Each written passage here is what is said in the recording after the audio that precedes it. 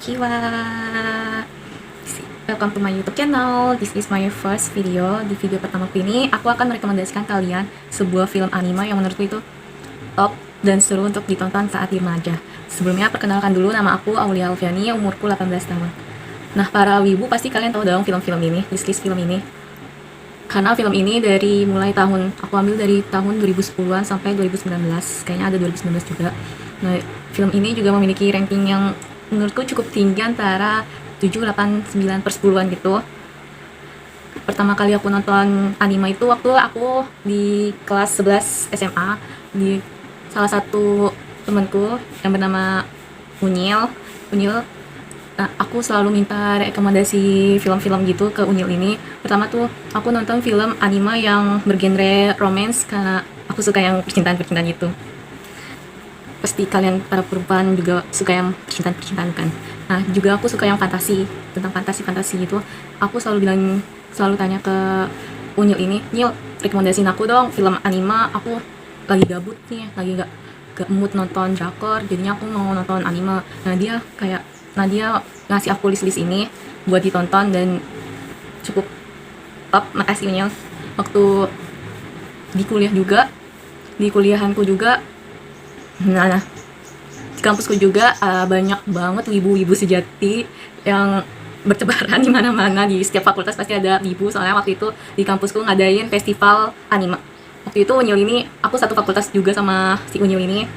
Waktu itu kalau nggak salah dia ngajakin aku buat datang ke festival ini, tapi aku kayak bertabrakan dengan rasa malasku, jadinya aku berbohong sama dia kalau ada praktikum, jadi maafkan aku ya Nyil. Maaf. Yang pertama ada Shigatsu wa Kimi ni Uso.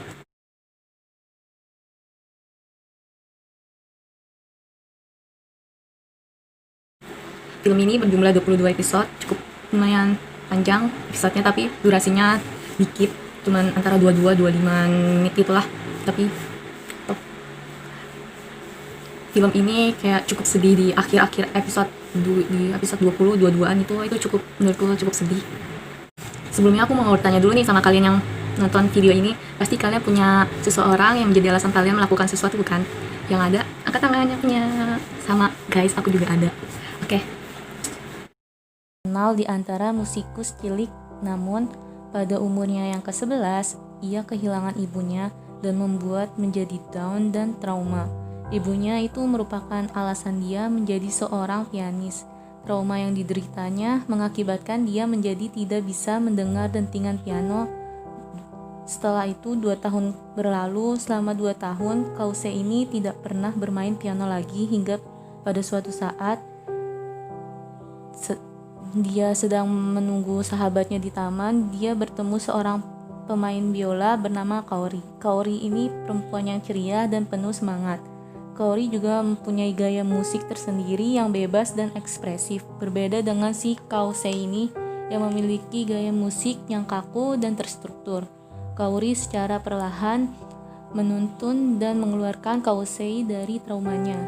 Kaori menunjukkan pada Kause ini bahwa permainan musik itu perlu diresapi dengan menggunakan perasaan dan imajinasinya. Kausei pun menjadi seorang pianis kembali. Kausei juga menemukan makna baru tentang permainan musiknya. Kausei pun menyukai Kaori.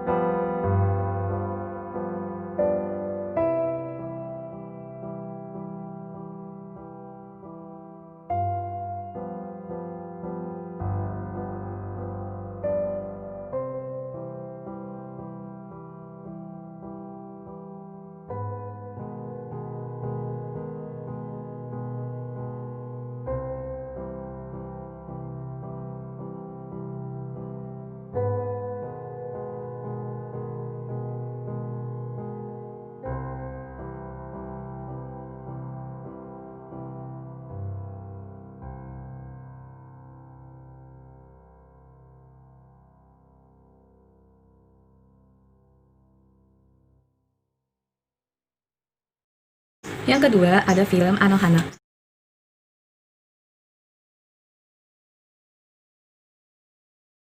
Anohana ini episodenya cukup singkat, cuman ada 11 ya, cuman ada 11 episode doang. Jadinya kayak cukup cuman sehari doang nonton buat Anohana ini. Anohana ini cukup menarik menurutku, top banget karena kalian bakalan mewek pada film ini.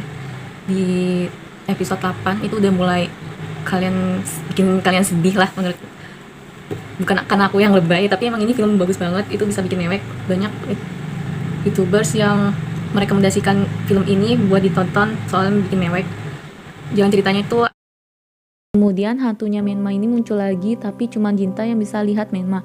Mereka berlima menyalahkan dirinya masing-masing, membuat mereka berlima terbebani oleh pikiran mereka sendiri.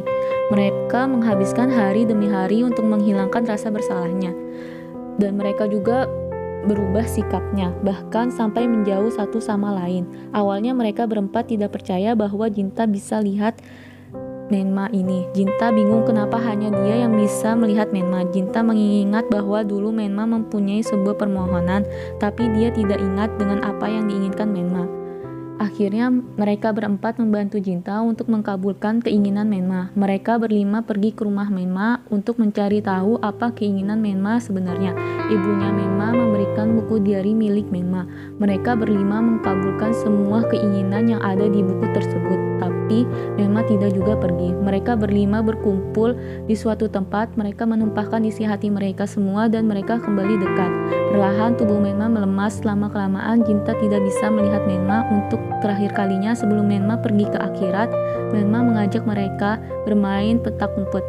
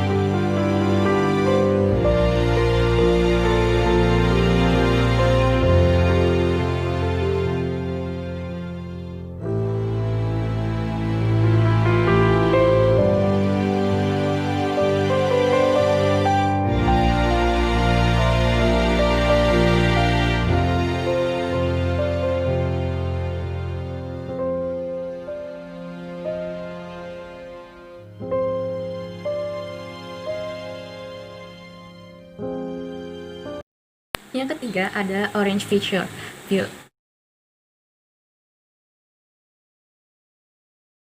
Sumpah ya, film ini bikin mewek dari awal-awal filmnya aja itu udah bikin mewek, top deh pokoknya. Film ini berjumlah cuman 13 episode doang. Dari masa depan yang berumur 26 tahun.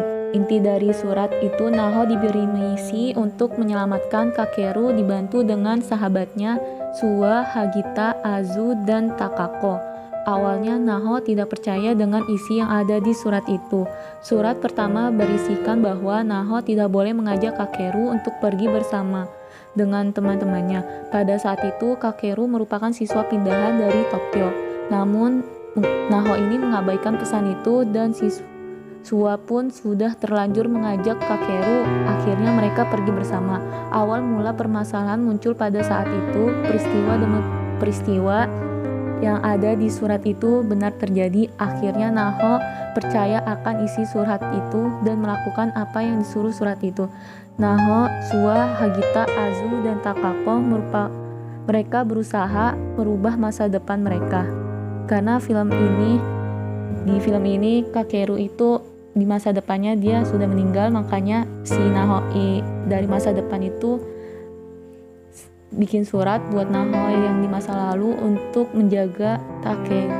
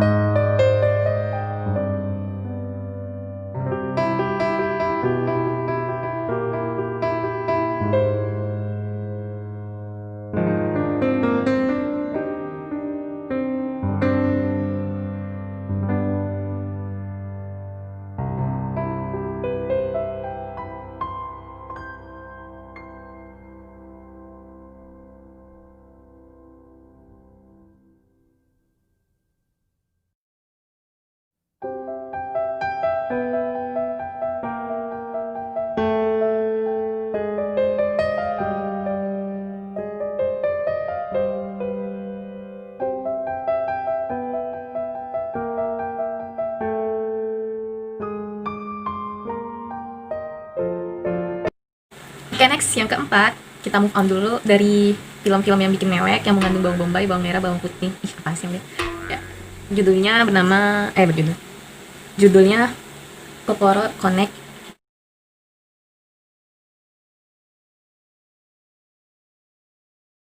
Film ini tuh lumayan bagus, misterius gitu.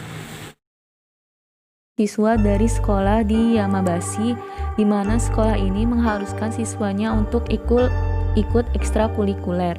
Mereka berlima memiliki minat yang berbeda-beda, tetapi di sekolah itu tidak ada ekstrakurikuler yang mereka minati, tidak cocok dengan mereka.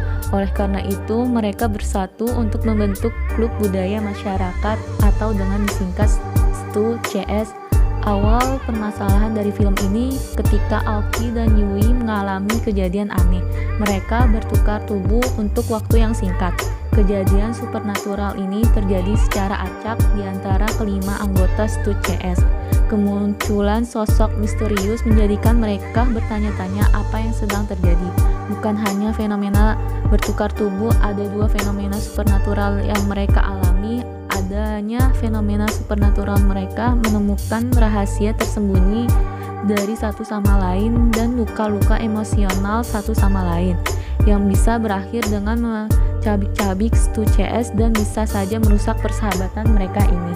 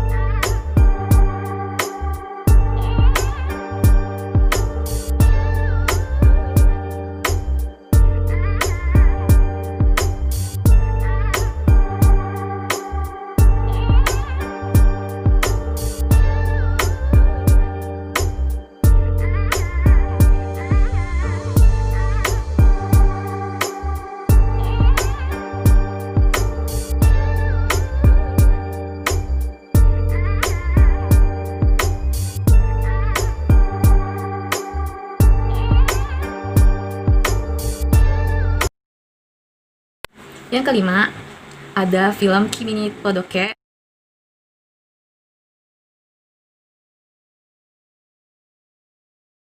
Film ini ada 2 season. Season pertama itu berjumlah 32 episode, mungkin 22, sorry guys, lupa. Yang kedua cuman singkat, 13 episode doang. Dan film ini juga ada LA-nya, live action. Tapi menurutku lebih bagusan animenya daripada LA-nya sih. Jadi ceritanya bercerita tentang hampir mirip dengan nama Sadako, membuat siswa lainnya memanggilnya dengan nama Sadako. Ketika Sawako ini pergi ke sekolah, ia tidak sengaja berkenalan dengan Kazehaya. Kazehaya kebingungan dengan jalan menuju sekolahnya. Sawako yang melihat seragam yang dikenakan Kazehaya bahwa mereka satu sekolah, Sawako pun membantunya. Sejak bertemu dan akrab dengan Kazehaya, hidup Sawako mendapatkan banyak keajaiban. Salah satunya ia mendapatkan sahabat bernama Sanada, Yano, dan Ryu. Sawako berkeinginan selalu berusaha untuk mendapatkan temannya. Ngobrol dengan teman-temannya, Kazehaya dan sahabatnya membantunya untuk dekat dengan teman-teman yang lain. Kazehaya pun menaruh hati pada Sawako. Kazehaya ini siswa populer terutama di kalangan gadis-gadis.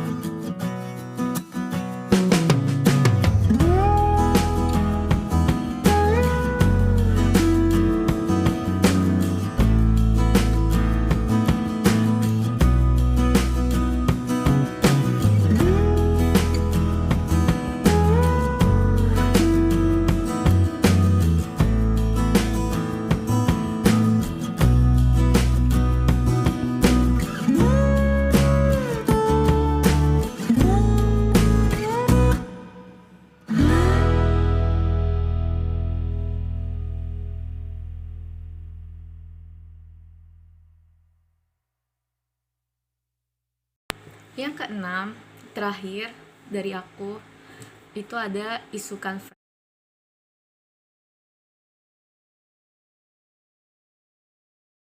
Di film ini ada karakter yang favorit buat aku, itu soalnya kenapa dia mirip sama Suga BTS yang ngomongnya tuh selalu blak-blakan gitu, kena banget ke hati.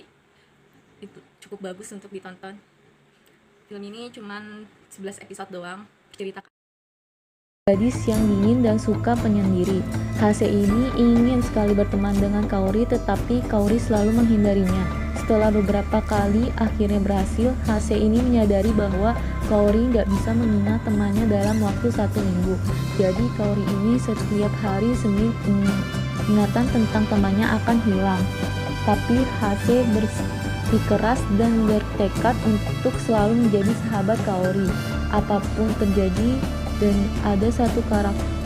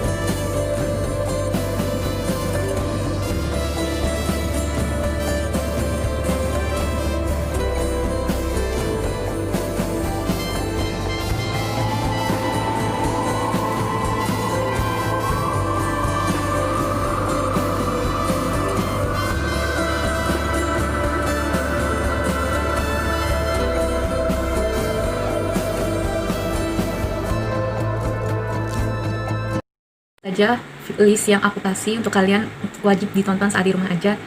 Terima kasih yang sudah nonton. See you next video aku yang lainnya. Dadah. Kenapa anime tuh yang perempuan bodinya itu bagus banget, gila, langsing, nah gitu. Buat para pembuat anime, tolong buatkan anime yang gendut seperti aku.